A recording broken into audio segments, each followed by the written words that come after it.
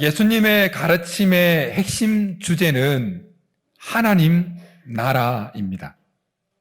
우리는 그 하나님 나라를 가르치신 예수님과 예수님의 가르침을 따르는 그리스도인들입니다. 그런데 한 가지 질문은 이것입니다.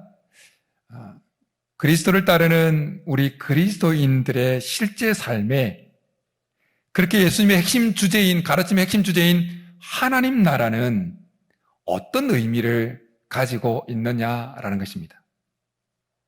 어떤 의미가 있습니까?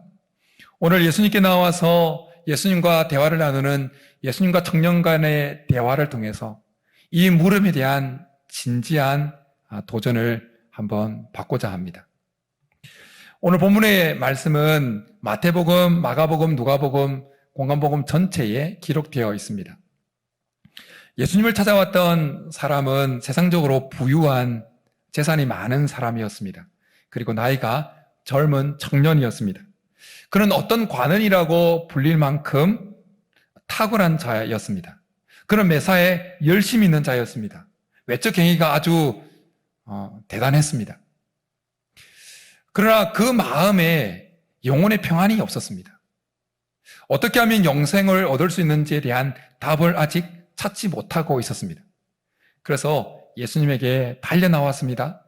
그리고 예수님 앞에 꿇어 앉을 만큼 경건하기도 했습니다. 영생을 찾으러 나온 그에게 예수님은 이렇게 말씀하십니다. 내가 온전하고자 할진대 가서 내 소유를 팔아 가난한 자들에게 주라. 그리하면 하늘에서 보화가 내게 있으리라. 그리고 와서 나를 따르라. 그 청년은 예수님의 말씀을 듣고 재물이 많은 관계로 예수님을 떠나갑니다. 청년이 예수님을 떠나가고 난 이후에 예수님은 부자가 천국에 들어가는 것이 어렵다는 말씀을 하십니다. 그러면서 오늘 우리가 함께 나눌 하나님 나라에 대한 말씀을 하십니다. 우리는 오늘 예수님께서 말씀하신 이 전체 말씀 속에서 하나님의 나라는 천국이요, 곧 영생이요, 구원과 같은 의미로 사용되고 있다는 것을 보게 되어집니다. 청년은 예수님께 나와서 무슨 선한 일을 해야 영생을 얻을 수 있습니까? 라고 질문을 했습니다. 그런데 예수님은 청년이 떠나가고 난 이후에 부자는 천국에 들어가기 어렵다.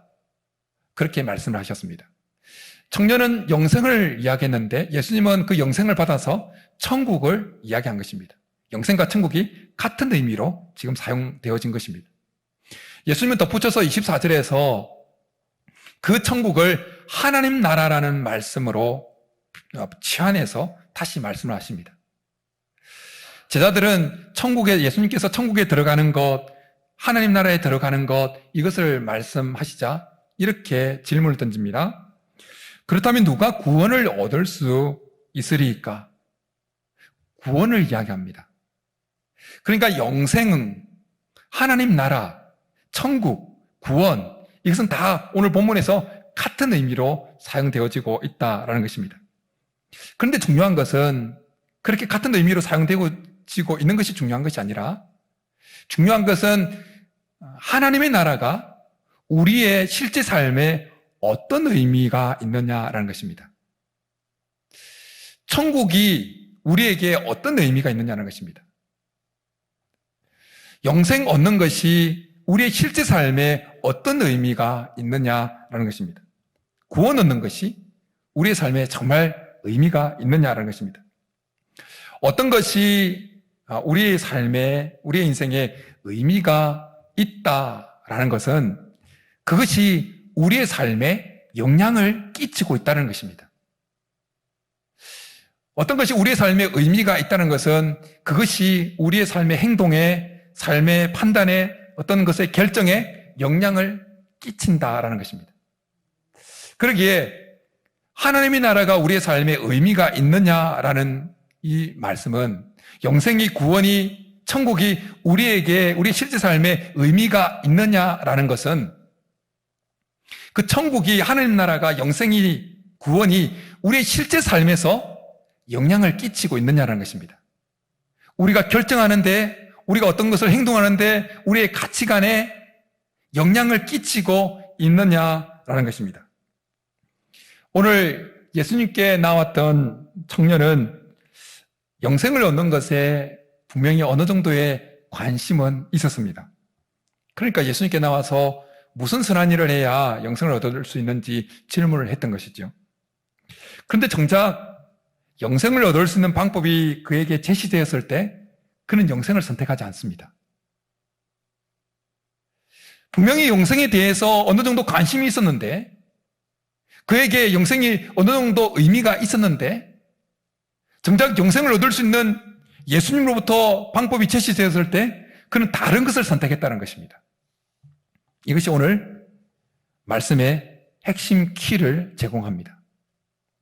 어떤 것이 우리의 인생에서 가지는 의미가, 절대적이면 절대적일수록 그 절대적인 것이 우리의 삶에 끼치는 영향력은 절대적입니다. 그러니까 어떤 것이 우리의 삶에 가지는 그 의미의 크기와 강도와, 그리고 그것이 우리의 삶에 끼치는 영향력의 크기와 강도는 정비례합니다. 우리 자녀들이 우리의 삶에 정말 크게 의미를 가지고 있으면 그 아이들의 행동 하나하나가, 그 아이들이 이룩하는 모든 어떤 것들이 우리의 삶에 지극히 큰 영향을 끼친다는 것입니다. 그래서 신앙을 위해서, 믿음을 위해서 순교를 선택하셨던 믿음의 선배들의 삶을 보면 그들의 인생에 있어서 이 하나님 나라, 천국, 영생, 구원은 정말 절대적인 의미를 가지고 있었습니다. 그래서 그것을 지키기 위해서, 그것을 잃어버리지 않기 위해서 목숨보다는 죽음을 선택했던 것입니다. 오늘 말씀을 나누고 있는 저와 여러분들의 삶에서 하나님 나라는, 영생은, 천국은, 구원은 어느 정도의 의미를 가지고 있습니까?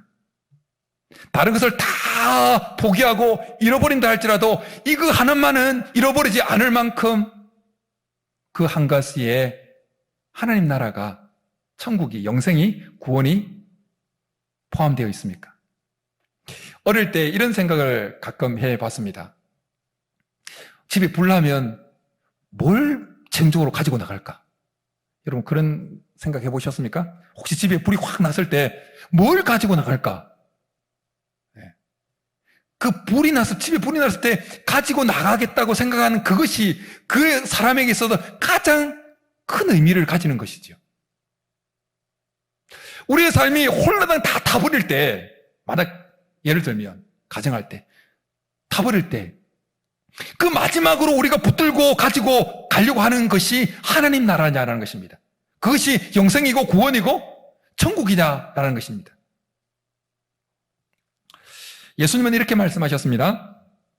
천국은 마치 밭에 감추인 보화와 같으니 사람이 이를 발견한 후 숨겨두고 기뻐하며 돌아가서 자기의 소유를 다 팔아 그 밭을 사느니라. 우리에게 있어서 하나님 나라는, 천국은, 구원은, 영생은 우리의 모든 소유를 다 팔아서라도 사고 싶은, 간직하고 싶은, 소유하고 싶은 것이냐라는 것입니다. 우리가 이렇게 하나님의 나라, 천국, 영생, 구원, 이것이 우리의 삶에 어느 정도의 의미를 가지고 있는지 체크하는 이유는 우리가 오늘 본문에 등장하는 젊은이처럼, 청년처럼 실패하지 않기 위해서입니다. 한 번 더 말씀드리지만 예수님께 나왔던 이 청년은 오늘 예배를 드리고 있는, 영상으로나 오늘 현장에서나 예배를 드리고 있는 우리보다 훨씬 더 외적으로는 열심히 있는 종교인이었습니다. 계명을, 예수님이 언급하시는 10계명, 대인계명의 부분을 거의 다 지킨 거예요. 그가 부족함이 없을 정도로 그 마음에 그렇게 느낄 정도로 계명을 철저히 지키는 자였습니다. 그런데 그 청년에게 있어서 하나님의 나라, 천국, 영생, 구원은 어느 정도의 의미는 있었습니다. 이 부분이 중요합니다. 어느 정도의 의미는 있었지만 절대적인 의미는 없었습니다.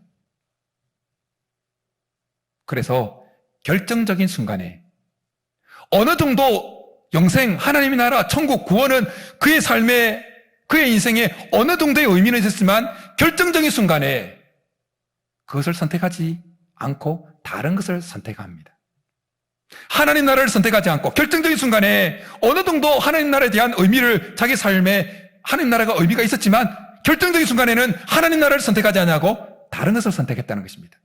영생을 선택하지 아니하고 다른 것을 선택했다는 것입니다. 구원을 선택하지 아니하고 천국을 선택하지 아니하고 다른 것을 선택했다는 것입니다. 그에게 있어서 어느 정도는 천국이, 영생이, 하나님 나라가, 구원이 의미가 있었습니다. 그러나 절대적인 의미는 없었습니다. 그래서 실패한 것입니다. 오늘 예배를 드리고 있는 우리의 인생에도 청년의 인생에서처럼 천국이, 하나님의 나라가, 영생이, 구원이 어느 정도는 다 의미가 있을 것입니다. 그렇기에 오늘 예배당에 나와서 혹은 인터넷으로 예배에 동참하고 있는 것이죠. 아예 의미가 없었다면 우리가 이 주일날 그냥 단풍놀이 가고 개인적으로 시간을 썼을 겁니다. 어느 정도 의미가 있으니까 여기 나와서 영상으로 또 예배를 드리는 것이죠. 그러나 우리가 이 가을 주일날 우리가 하나님 앞에 나와서 예배하고 있다고 해서 안심하면 안 됩니다. 우린 점검해야 됩니다. 우리의 삶에 정말 천국이, 하나님 나라가, 영생이, 구원이 우리의 삶에 절대적인 의미를 가지고 있는지 아닌지 점검해야 된다는 것입니다. 만약 우리의 삶에 하나님 나라, 천국, 영생, 구원이 어느 정도의 의미만 있고 절대적인 의미가 없다면 우리는 결정적인 순간에 청년처럼 실패할 것입니다. 결정적인 순간에 우리는 하나님 나라 편에 서 있는 자가 아니라 다른 편에 서 있는 자가 될 것입니다. 우리 영생 편에 서 있는 자가 아니라 다른 편에 서 있는 자가 될 것입니다. 천국 편에 서 있는 자가 아니라 다른 편에 서 있는 자가 될 것입니다. 바라기는 오늘 예배 동참하는 우리 모두가 우리의 삶에 있어서 하나님 나라가, 천국이, 영생이, 구원이 정말 절대적인 것으로 자리매김할 수 있기를 간절히 축복합니다. 그래서 정말 결정적인 순간에 청년처럼 실패하지 않냐고 성공할 수 있기를 간절히 축복합니다. 우리는 보통 하나님 나라, 천국, 구원, 영생하면 먼 미래에 있을 것이라고만 생각합니다. 예, 물론 이 하나님 나라, 천국, 영생, 구원 이것이 기본적으로 미래적인 것이지요. 그러나 하나님 나라, 천국, 영생, 구원에는 미래적인 요소만 있는 것이 아니라 현재적인 요소도 있습니다. 그래서 우리는 하나님 나라에 대해서 미래적인 하나님 나라, 현재적인 하나님 나라라고 표현할 수가 있습니다. 미래적인 하나님 나라는 먼 훗날 정말 우리가 늘 생각하는 죽어서 가는 그 나라가 미래적인 하나님 나라입니다. 현재적인 하나님 나라는 이 땅에 임한 하나님 나라입니다. 그러기에 하나님 나라가 우리에게, 우리의 삶에 절대적인 의미가 있느냐라는 질문은 두 가지로 접근할 수가 있는 겁니다. 미래적으로, 현재적으로. 먼저는 먼 훗날에 들어갈 그 하나님 나라가 우리의 삶에 절대적인 의미를 가지기 때문에 오늘 하루를 그렇게 믿음으로 살아내고 있느냐라는 것입니다. 우리가 들어갈 하나님 나라가 우리에게 절대적인, 결국 우리가 최종적으로 들어갈 하나님 나라가 절대적인 의미를 가지기 때문에 오늘 하루를 살면서, 이 땅을 살면서 죄의 본성을 따라 살지 않으려고 몸부림치고 있느냐라는 것입니다. 언젠가 하나님 나라에 들어가게 될 것이라는 이 사실이 절대적인 의미를 우리의 삶에 지니기 때문에 현재 고난의 삶에서 힘을 얻고 있느냐라는 것입니다. 결국 맞이하게 될 그 영생이 우리의 삶에 절대적인 의미를 가지기 때문에 넓은 멸망의 길을 선택하지 아니하고 좁은 생명의 믿음의 길을 선택하고 있느냐라는 것입니다. 결국 하나님으로부터 받을 상급이 우리의 삶에 절대적인 의미를 가지기 때문에 믿음으로 살면서 당하는 그 손해를 감수하고 있느냐라는 것입니다. 예수님이 이렇게 말씀하셨습니다. 너희는 마치 그 주인이 혼인집에서 돌아와 문을 두드리면 곧 열어주려고 기다리는 사람과 같이 되라. 예수님이 언제 오실지는 모르겠지만 반드시 오실 것이란 이 사실이 우리의 삶에 정말 절대적인 의미를 가지기 때문에 주님이 언제 오시더라도 맞이할 준비를 그렇게 하고 살아가고 있느냐라는 것입니다. 믿음의 장인 히브리서 11장에서 성경은 모세에 대해서 이렇게 말씀합니다. 그리스도를 위하여 받는 수모를 애굽의 모든 보화보다 더 큰 재물로 여겼으니 이는 상 주심을 바라봄이라. 모세의 인생에 있어서 미래적인 하나님 나라는 절대적인 의미를 지니고 있었다는 것입니다. 그래서 애굽의 보화보다 그리스도를 선택했다는 것입니다. 모세의 인생에서만큼이나 바울의 인생에서도 그가 예수님 앞에 서게 될 것, 그리고 주님으로부터 상급을 받을 것이 그의 삶에 절대적인 의미를 가졌기 때문에 늘 이런 고백을 하면서 살아갔습니다. 내가 나의 달려갈 길과 주 예수께 받은 사명, 곧 하나님의 은혜의 복음을 증언하는 일을 마치려 하면은 나의 생명조차 조금도 귀한 것으로 여기지 아니하노라. 이제후로는 나를 위하여 의의 면류관이 예비되었으므로 주 곧 의로우신 재판장이 그날에 내게 주실 것이며 내게만 아니라 주의 나타나심을 사모하는 모든 자에게도니라. 이 땅에서 예수님께서 공생애를 보내실 때 하나님 뜻을 이루는 것이 예수님에게 있어서 절대적인 의미를 가졌기 때문에 온갖 어려움과 핍박과 유혹 속에서도 결국 하나님 뜻을 이루어내고야 마십니다. 그 힘든 과정 속에 간혹 눈물과 통곡으로 하나님께 울부짖기도 하셨습니다. 여러분, 우리의 삶에 하나님 나라는, 구원은, 영생은, 천국은 정말 절대적인 의미를 지니고 있습니까? 바라긴 그렇게 될 수 있기를 간절히 축복합니다.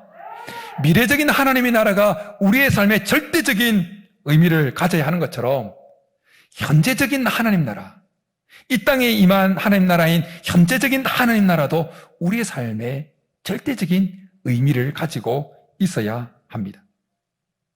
절대적인 의미를 가지고 있다는 것은 절대적인 영향력을 끼치고 있다라는 것이죠.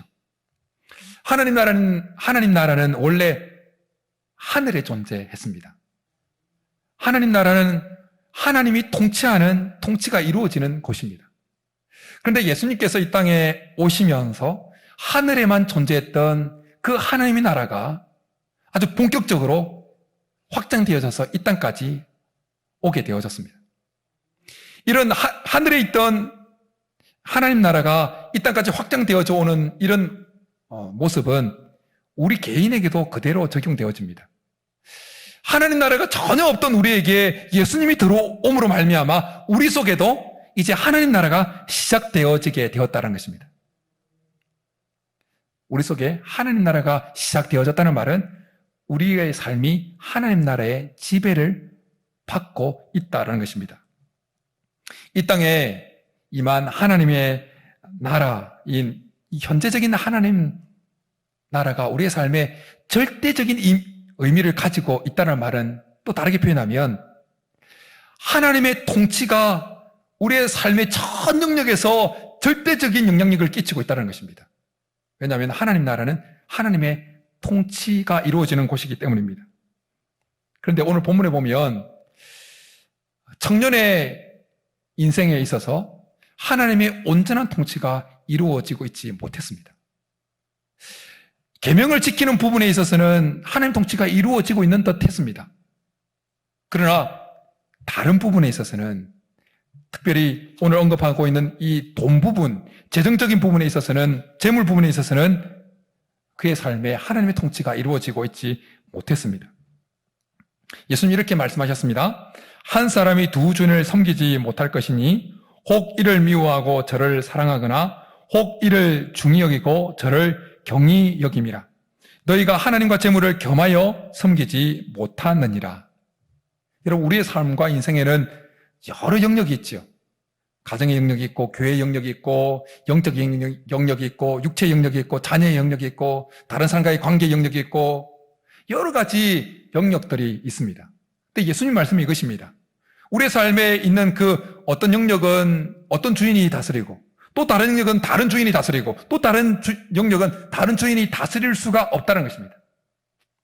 우리의 인생은 여러 영역이 모여 있는 곳이지만 그 영역은 모두 다 한 존재가, 한 주인이 다스릴 수밖에 없다는 것입니다. 우리의 삶의 여러 영역들 속에 정말 우리의 영역을 다스려야 되는 한 분은 누구입니까? 하나님이십니다. 하나님만이 우리의 삶의 모든 영역을 다스려야 됩니다. 로버트 머거가 쓴 내 마음 그리스도의 집이라는 아주 유명한 소책자가 있습니다. 짧습니다. 그 책에 보면 우리가 쉽게 하나님의 통치를 허락하는 우리의 삶에서 하나님의 통치를 쉽게 허락하는 영역이 있는가 하면 끝까지 붙들고 그 방 자물쇠를 주인에게 넘겨지지 않고 끝까지 붙들고 있는 영역이 있다는 것입니다. 오늘 본문에 등장하는 청년의 인생에 있어서 쉽게 하나님의 통치를 허락하는 부분은 계명을 지키는 부분이었습니다. 그러나 끝까지 하나님의 통치를 허락하지 않고 붙들고 있었던 영역은 바로 물질 부분, 돈 부분이었다는 것입니다. 여러분, 우리의 삶에 쉽게 하나님의 통치를 허락하는 영역은 어디입니까?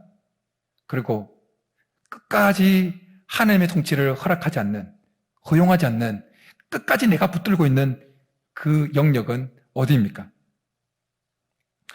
우리가 하나님 앞에 어떤 한 부분의 통치를 허락하고 산다고 해서 우리가 하나님의 온전한 통치를 받고 있다고 착각하면 안 됩니다. 우리는 착각하기 쉽습니다. 어떤 한 부분을 하나님의 통치에 내어 놓는다고 해서 우리 전체 삶이 하나님의 통치를 받고 있다고 착각하기 쉽습니다. 그러나 그건 정말 착각입니다. 우리가 봉사와 헌신을 잘하면서 그 부분에 하나님 통치에 내놓을 수 있습니다. 그러나 거룩의 영역에서는 실패하고 있을 수 있습니다. 우리가 예배에 나오는 것에 있어서는 하나님 통치를 허락하지만, 그러나 헌금을 드리는 부분에 있어서는 하나님 통치를 허락하지 않고 있을 수 있습니다. 우리가 하나님과의 관계에서는 하나님 통치를 허락하지만, 그러나 이웃과의 관계에서는 하나님 통치를 허락하지 않고 자기 마음대로 할 수가 있습니다. 오늘 본문에 등장하는 청년, 하나님의 계명을 지키는 부분에 있어서는 하나님 통치를 잘 허락하는 것처럼 보였습니다. 그래서 그 청년도 속았는지 모릅니다. 자기도 부족함이 없다고 느낄 정도로 자기는 온전히 하나님 통치를 받고 있다고 착각했습니다. 여러분, 그 착각을 하는 그 인생이 결정적인 순간에 뭘 선택했다고요? 영생을 선택하지 않았다는 것입니다. 결정적인 순간에 하나님 나라를 선택하지 않았다는 것입니다. 결정적인 순간에 구원을 선택하지 않았다는 것입니다. 결정적인 순간에 결국 다른 편을 선택했다는 것입니다. 이것이 시사하는 바가 아주 큽니다. 우리가 신앙생활을 하면서 우리의 삶의 여러 영역들 중에 어떤 한 부분만을 하나님 통치에 허락해 놓고 살아가고, 다른 영역, 결정적인 그 영역에서는 내가 주인이 되어서 그 영역을 장악하고 살아간다면 결정적인 그 순간에 우리는 하나님 나라 편에 서는 것이 아니라, 천국 편에 서는 것이 아니라, 영생 편에 서는 것이 아니라, 천국 편에 서는 것이 아니라 그 반대편에 설 가능성이 아주 많다는 것입니다. 청년처럼 실패할 가능성이 있다는 것입니다. 그러기에 우리는 두 가지를 점검해야 됩니다. 첫 번째, 하나님의 나라가, 천국이, 영생이, 구원이 우리의 삶에 어느 정도의 의미를 가지는 수준이 아니라 절대적인 의미를 가지고 있는지를 먼저 점검해야 되는 것이고, 또 하나는 점검해야 될 것은 우리의 삶의 여러 영역 중에 어떤 한 영역만 하나님의 통치를 받는 것이 아니라 전 영역이 하나님의 통치를 정말 받고 있는지를 점검해야 된다는 것입니다. 만약 두 가지 점검 가운데 이것이 제대로 안 되면 우린 결정적인 순간에 청년처럼 실패할 수 있습니다. 바라기는 우리 중에 어느 누구도 실패하는 자가 없기를 간절히 축복합니다. 어떻습니까? 우리의 삶 속에 말씀을 들으면서 한번 점검해 보십시오. 정말 우리의 삶에 하나님 나라는 절대적인 의미를 가지는가? 천국은, 구원은, 영생은 정말 우리의 삶에 절대적인 의미를 가지는가? 그래서 절대적인 영향력을 끼치고 있는가? 우리의 삶에 여러 영역들이 있는데 그 모든 영역들이 왕 대신 하나님의 통치를 받고 있는가? 사사시대 이스라엘 백성들의 모습을 잘 표현하고 있는 이 사사기에 계속 등장하는 표현이 하나 있습니다. 이것입니다. 그때에 이스라엘에 왕이 없으므로 사람이 각기 자기 소견에 옳은 대로 행하였더라. 그러나 우리가 잘 알고 있는 대로 사사시대에 왕이 없었던 것이 아니지요. 하나님이 그들의 왕이었습니다. 그러나 그들에게 있어서 하나님은 그렇게 절대적인 의미를 가진 존재가 아니었습니다. 그래서 자기 소견에 옳은 대로 행했던 것입니다. 사사시대라고 해서 그들이 여호와 하나님께 제사를 드리지 않았던 것이 아닙니다. 여호와 하나님의 이름을 부르지 않았던 것이 아닙니다. 사사시대였지만 그들은 여호와 하나님께 제사도 드렸습니다. 그리고 하나님께 기도도 드렸습니다. 그러나 사사시대의 이스라엘 백성들에게 있어서 하나님이라는 존재는 절대적인 의미가 아니라 어느 정도의 의미만 있었습니다. 그들의 영역에 있어서 결정적인 영역은 하나님이 통치하는 것이 아니라 그들 스스로가 통치하고 있었습니다. 그래서 결정적인 순간에는 다 자기 소견에 옳은 대로 행했습니다. 그렇게 그들이 드렸던 제사는 하나님이 원하시는 제사가 아니었고 그들의 마음의 위안을 위한 그들 자신을 위한 제사였습니다. 그들이 불렀던 여호와 하나님은 성경에 계시던 하나님이 아니라 그들의 입맛에 맞게 자르고 붙이고 해서 짜집기 된 우상과 같은 존재였습니다. 하나님의 나라는 하나님이 온전히 모든 영역에서 통치가 이루어지는 곳입니다. 이 시대에 많은 그리스도인들이 사사시대의 이스라엘 백성들 같은 삶을 살아갑니다.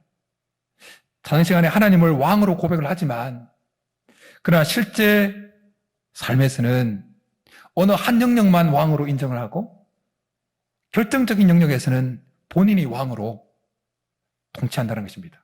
그래서 결정적인 순간에는 자기 소견에 옳은 대로 행동한다는 것입니다. 판단하고 결정한다는 것입니다. 그러기에 하나님을 섬기면서도 분명히 하나님 나라가 이 땅에 이미 있다고 했는데 하나님 나라는 그냥 성경에 갇혀있는 나라로만 전락하는 것입니다. 하나님을 섬기면서도 하나님이 어디 있어?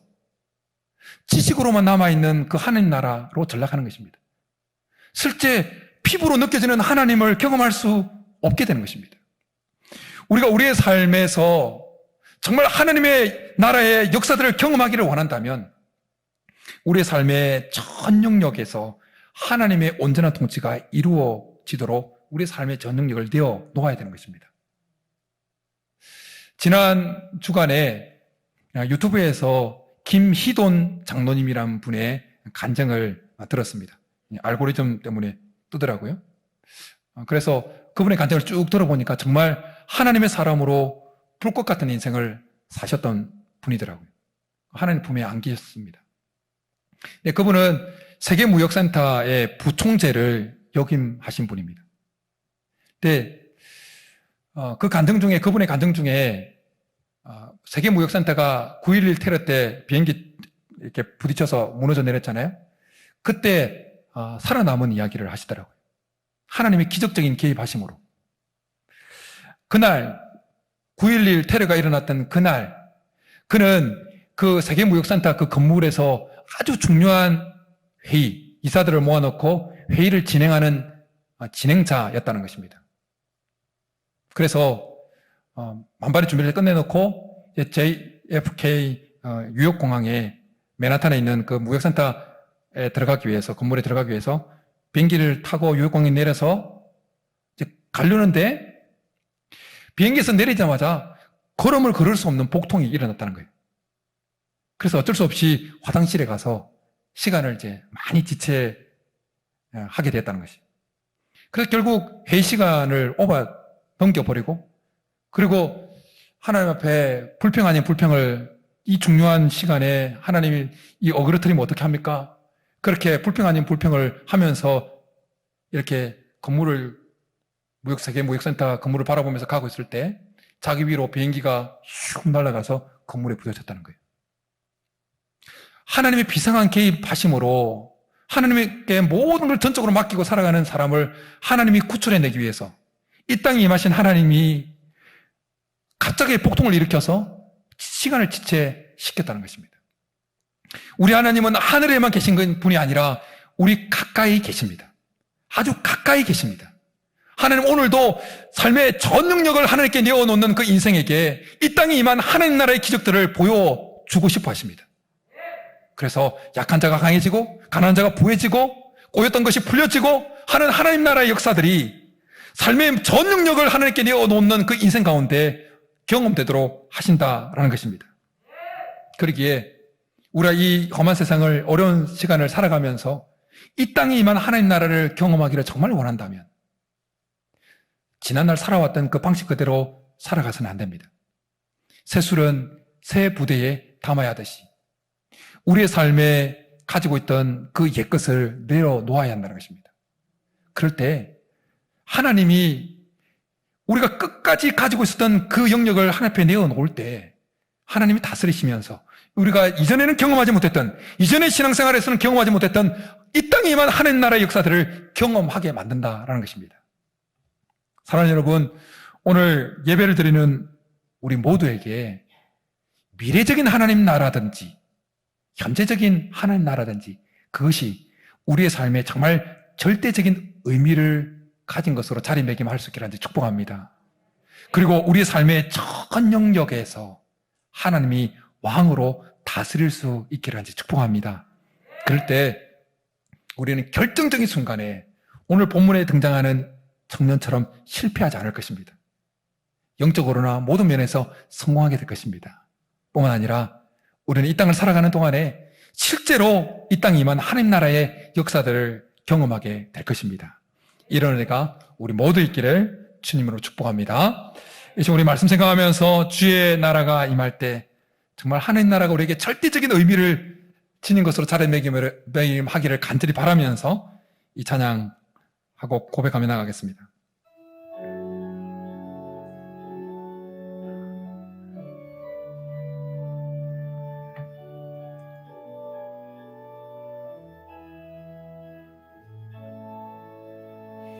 주의 나라가 임할 때 하나님 임재하실 때 예배가 회복되고 기적은 일어나네. 전능하신 주 영원하신 능력의 통치자 자유가 선포되어 주 백성 돌아오네. 하나님 나라 임하소서.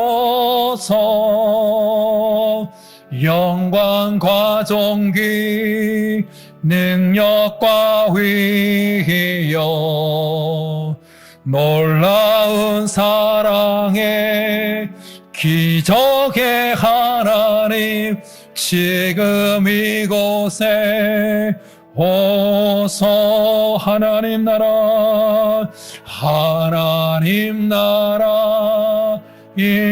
우리에게 절대적인 의미로 영광과 존귀 능력과 위엄 놀라운 사랑의 기적의 하나님 지금 이곳에 우리 한번 두 손 들고 하나님 나라 임하소서. 영광과 존귀 능력과 위력 놀라운 사랑의 기적의 하나님 지금 이곳에 오소서. 이 시간 우리 같이 한번 기도하며 나가겠습니다. 여러분, 하나님의 나라가, 천국이, 영생이, 구원이 우리 각자에게 어느 정도의 의미를 가진 것으로 자리매김하고 있습니까? 아니면 절대적인 의미를 가진 것으로 우리 속에 자리하고 있습니까? 전자라면 주님 앞에 고백하면서 회개하면서 하나님, 우리 속에 하나님 나라가, 천국이, 영생이, 구원이 정말 절대적인 의미를 가진 것으로 자리매김하게 도와달라고 기도하시고, 또한 점검하실 때 우리의 삶의 영역 중에 정말 결정적인 그 중요한 그 영역은 누가 장악하고 있는지, 나인지 하나님인지, 우리의 모든 영역이 정말 하나님이 왕으로 통치하고 있는지를 점검하시면서 그렇지 못한 부분이 있다면 내어놓고, 이 시간 하나님 그 방의 열쇠를 주님 앞에 내어드립니다. 통치하여 주옵소서. 그래서 이 땅에 살아가는 동안에 이 땅에 임한 하나님 나라의 역사를 경험하고 살게 도와달라고 우리 말씀 생각하면서 주여 부르고 기도하며 나가겠습니다. 주여! 살아계신 하나님 아버지, 이 시간 말씀을 통하여 한 번 더 도전받습니다. 우리의 삶에 하나님의 나라가, 천국이, 영생이, 구원이 어느 정도의 의미를 가진 것으로 자리하고 있는 것이 아니라 정말 절대적인 의미를 가진 것으로 우리 속에 자리매김할 수 있게 도와주옵소서. 하나님 나라가, 천국이, 영생이, 구원이 우리 속에 절대적 영향을 끼치는 것으로 우리 속에 자리매김하고 있을 수 있게 도와주옵소서. 뿐만 아니라 우리의 삶의 영역 가운데 하나님의 통치가 이루어지지 아니하고 우리 자신이 주인이 되어 통치하고 있는 부분이 있다면 주님 이 시간에 내어놓고 그 열쇠를 주 앞에 내어놓습니다. 왕으로 통치하여 주옵소서. 우리의 삶의 전 영역이 하나님이 왕으로 통치하여서 실제 우리의 삶 가운데 하나님 나라의 역사를 경험할 수 있도록, 하나님의 기적의 역사들을 경험하고 살아갈 수 있도록 은혜를 베풀어 주옵소서. 그래야 결정적인 순간에 오늘 본문에 등장하는 청년처럼 실패하는 것이 아니라 메사야의 모든 것에 성공하는 인생이 될 수 있도록 역사하여 주옵소서. 살아계신 하나님, 오늘 말씀을 통하여 한 번 더 우리의 신앙과 우리의 인생을 점검하게 하시니 감사합니다. 하나님의 나라가, 천국이, 구원이, 영생이 우리의 삶에 어느 정도의 의미를 가진 것으로 존재하는 것이 아니라, 자리하고 있는 것이 아니라 정말 절대적인 의미를 가진 것으로 자리매김할 수 있도록 역사하여 주옵소서. 그래서 하나님 나라가, 천국이, 영생이, 구원이 우리의 삶에 절대적 영향력을 끼치는 것으로 매일 우리의 삶에 자리매김하게 도와 주옵소서. 뿐만 아니라 우리의 삶의 전 영역에서 하나님이 왕으로 통치할 수 있게 도와 주옵소서. 그래서 순간순간 이 어려운 때에 정말 이 땅에 임한 하나님 나라의 놀라운 기적의 역사들을 경험하고 살아가는 믿음의 백성들 되게 도와 주옵소서. 그래서 하나님, 결정적인 순간에 오늘 본문에 등장하는 청년같이 실패하는 인생이 아니라 영적으로나 육적으로나 주님 앞에서 성공하는 인생으로 그렇게 평가받는 모든 믿음의 사람들 되게 도와 주옵소서. 그렇게 해주시기를 간절히 바라고 나오며 예수님의 이름으로 축복하며 기도드립니다. 아멘.